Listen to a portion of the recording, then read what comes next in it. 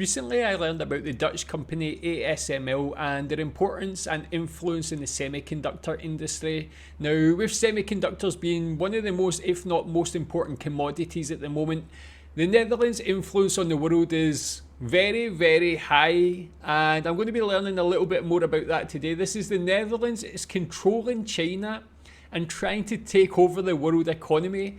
That's a very striking title for a video.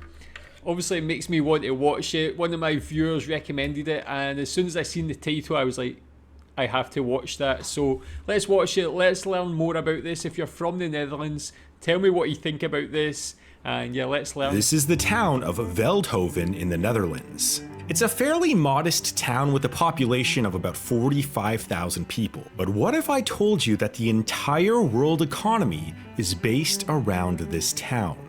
Because what is happening here in Veldhoven has been catching the attention of the world's superpowers. In fact, something that is happening here quietly in the background just might dramatically change the world for the better of humanity.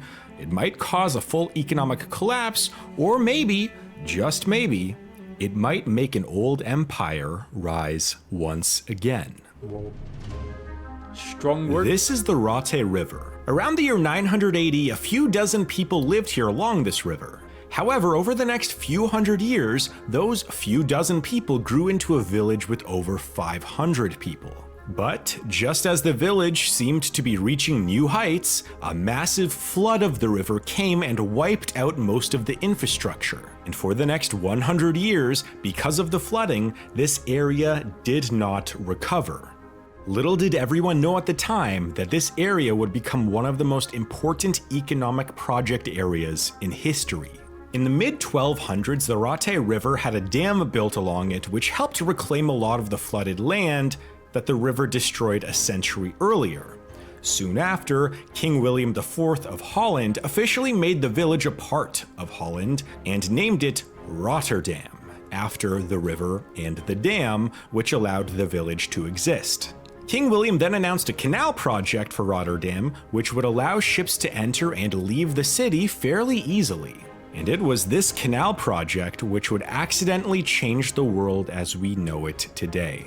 You see, the canal in the 1300s did help bolster the local economy of Rotterdam, but at the time, ship technology and international trade were pretty limited. So, for the time being, this port and canal were pretty much only used for trade between nearby countries. But then a strange thing happened. A race to become the new great empire of the world was underway. Spain, Portugal, and Britain all began investing in new ship technologies to expand their empires throughout the world. And over the next several centuries, globalization and colonization became rampant throughout the world.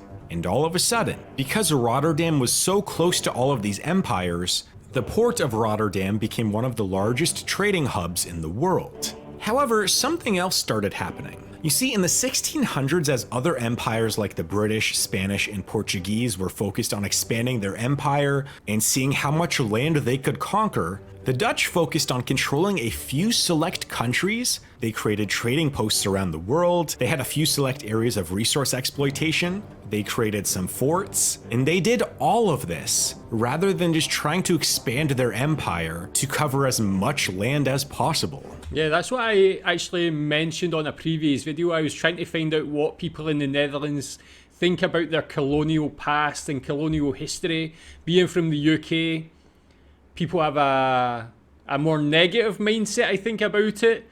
And I think this is the reason. Someone mentioned that in the comments as well, as like Britain's aim was to conquer. The Dutch did it in a much more intelligent and fair way, just setting up these trading posts, trying to grow trade in the world, worldwide.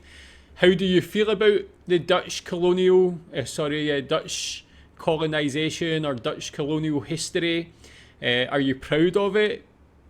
Is there how is it seen like by most people in the Netherlands today? And what do you think about these other countries like the UK Portugal, Spain. What do you think about their colonial history? But also during this time, the Netherlands transitioned their economic policy towards having free markets, property rights for all, and they significantly increased their investments into agriculture and just general technology research. And because of all of this, from the ports to the trading posts to the new economic policy, the Netherlands soon became known as the Dutch Empire.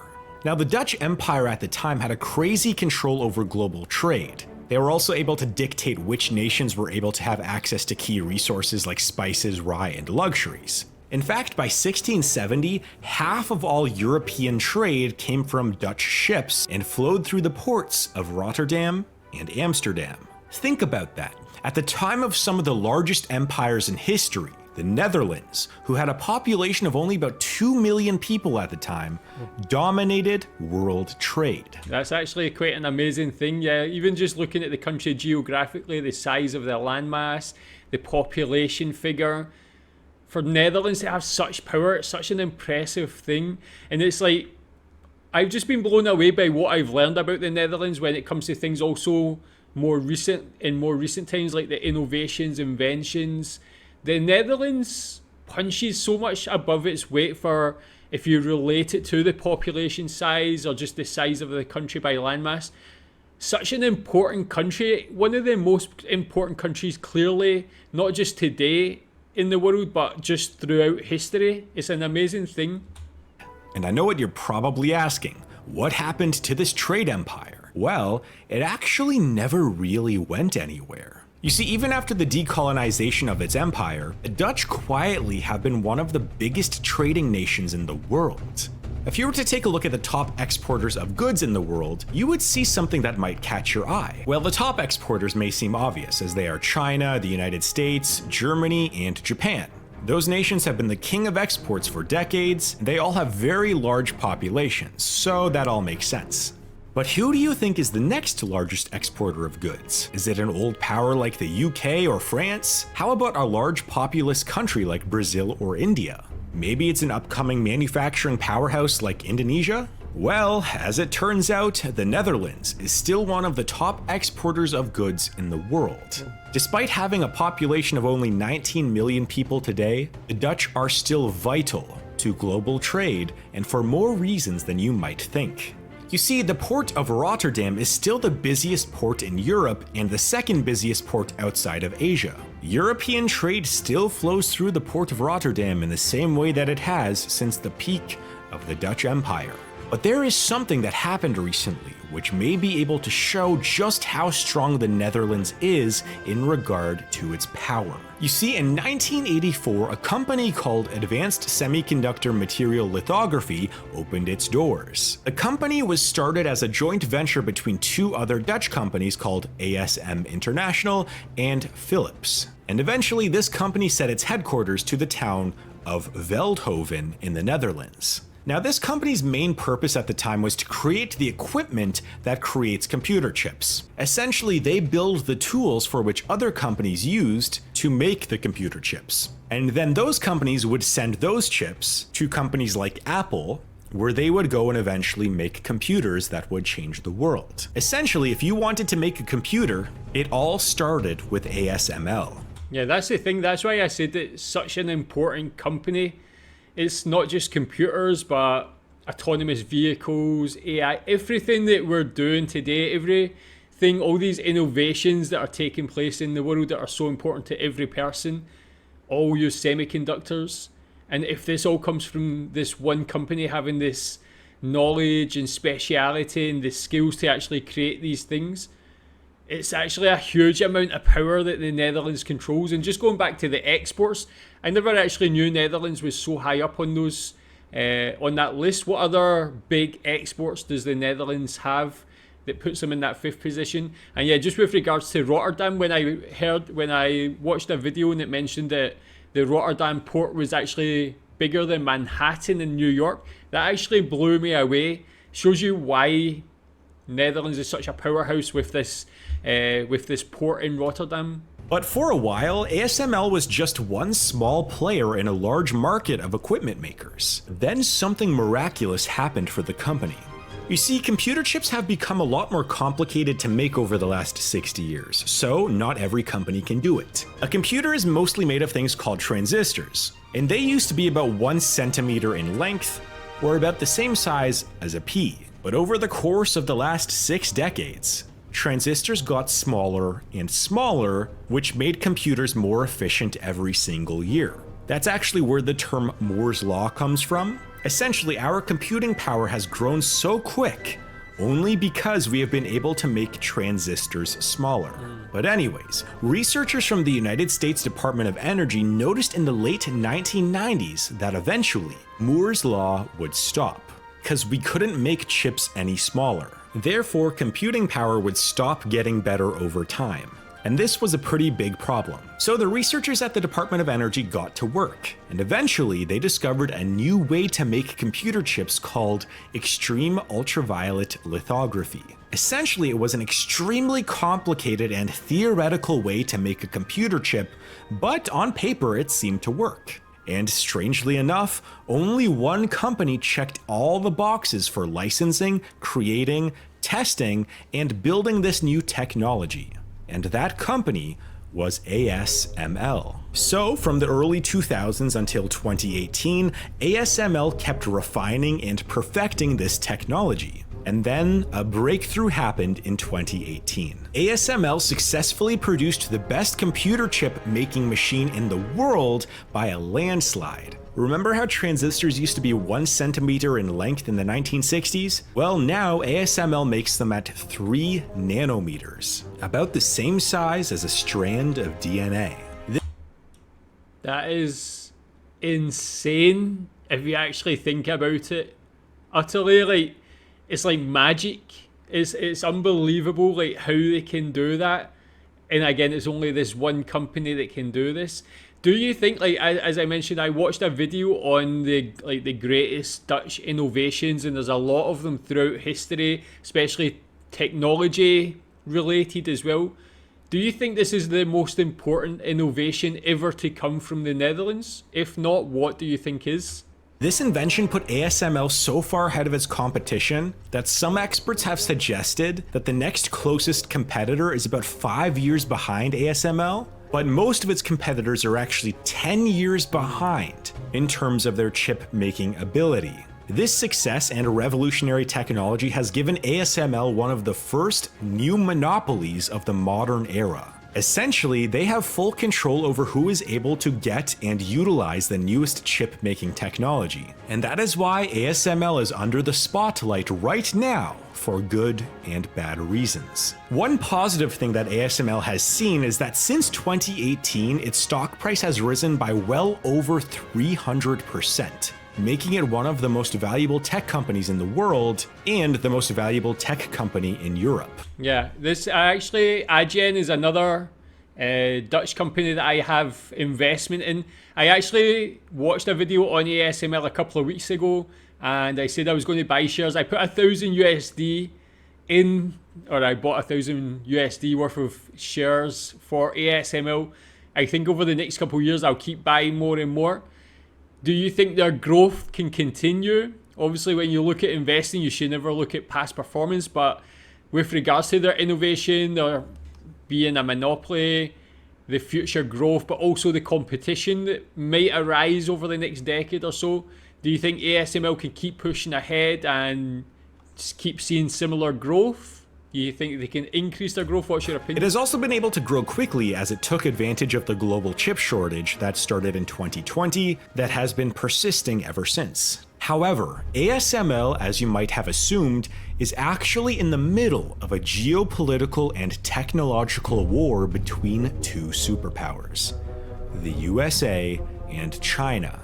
You see, having the ability to make the best computer chips in the world also means you probably have a significant edge over other nations in terms of technological and economic power. If one nation is an entire generation behind in terms of technological capabilities, then its economy and advancements in things like AI, military tech, productivity and efficiency will also lag behind, therefore making that country less of a threat. And that is a key reason why the United States recently enacted a deal with the Netherlands and Japan to limit China's ability to access any advanced chip-making technology. And even though this deal seemed to have taken a backseat to a lot of other news stories in the last week, it will be one of the most impactful stories of this year.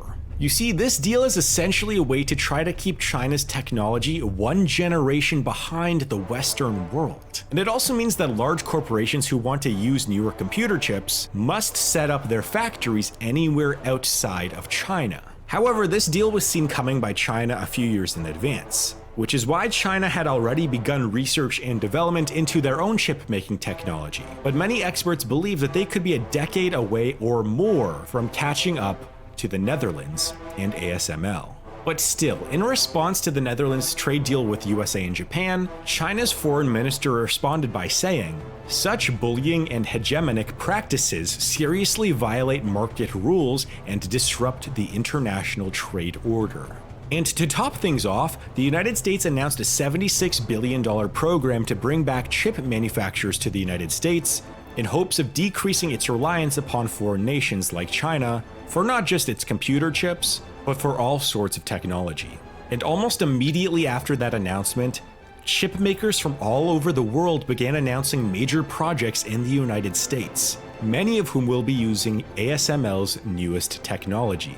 And so, when you think about it, ASML is really the key player in the computer chip war between the United States and China, as ASML gets to decide who gets the most advanced chips, and as of right now, they are siding with the United States. Now, if you remember at the beginning of the video how we were talking about ports and trade, there is one important thing that China is doing to counteract at least some of these trade deals against them. You see, the Netherlands may side with the United States on chip making, but they also seem to be siding with China in regards to shipping.